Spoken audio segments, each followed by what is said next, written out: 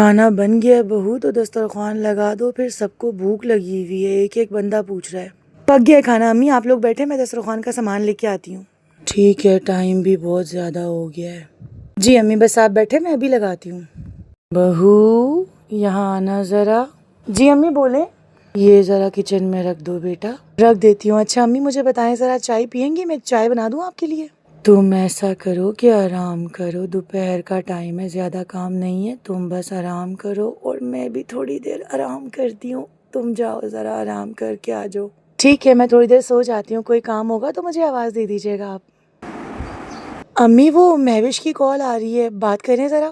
ارے تھوڑی دیر سونے دیتی مجھے۔ ہیلو السلام علیکم۔ وعلیکم السلام۔ کیسی طبیعت ہے امی آپ کی؟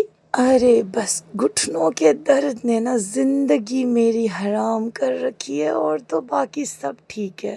امی وہ میں کہہ رہی تھی کہ میری نند نا اپنے بچوں کے ساتھ گرمیوں کی چھٹیاں منانے کے لیے دوسرے شہر جا رہی ہے، اگر آپ کہیں تو میں بھابھی کو اپنے ساتھ یہاں لے آؤں؟ میرے ساتھ مل کر بھابھی ان کی تھوڑی پیکنگ کروا دے گی، اور کچھ خشک آئٹمس بنانے ان کے سفر کے لیے، میری ہیلپ ہو جائے گی۔ تمہارے سسرال والوں نے کہا ہے کہ تم اپنی بھابھی کو لا کر کام کرواؤ؟ نہیں امی انہوں نے نہیں کہا ایسا۔ میری بات دھیان سے سنو مہوش، میری بہو اپنے گھر کے کام کرتی ہے، ماسی نہیں ہے وہ اس گھر کی جو میں تمہارے گھر کام کے لیے بھیج دوں اس کو۔ آج تم نے ایسی بات کی ہے میری بہو کے بارے میں، آئندہ کی نا تو اپنے میکے آنے کی کوئی ضرورت نہیں ہے تمہیں۔ تو میرا ان سے کوئی رشتہ نہیں ہے، اگر تھوڑی میری ہیلپ کر دیں گی تو کیا ہو جائے گا ان کا؟ تمہیں لگتا ہے کہ کچھ نہیں ہوگا، اس سے میری بہو کی عزت گر جائے گی، رہنے دیں بس آپ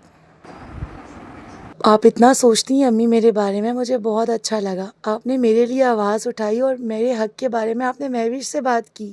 ہاں تو اس گھر کے لیے تم اور میرا بیٹا بہت اہم ہے، دوسرے ملک جا کر وہ بیچارہ ہم سب کے لیے کما رہا ہے تاکہ تمہیں اور ہمیں خوش رکھ سکے، اور میں تمہیں ماسی بنا کر ہر کسی کے گھر میں تو نہیں بھیج سکتی نا، جس کو ضرورت ہو آ کر میری بہو لے جاؤ۔ دیکھو بیٹا میں ساس ہوں، ڈائن نہیں ہوں بالکل بھی۔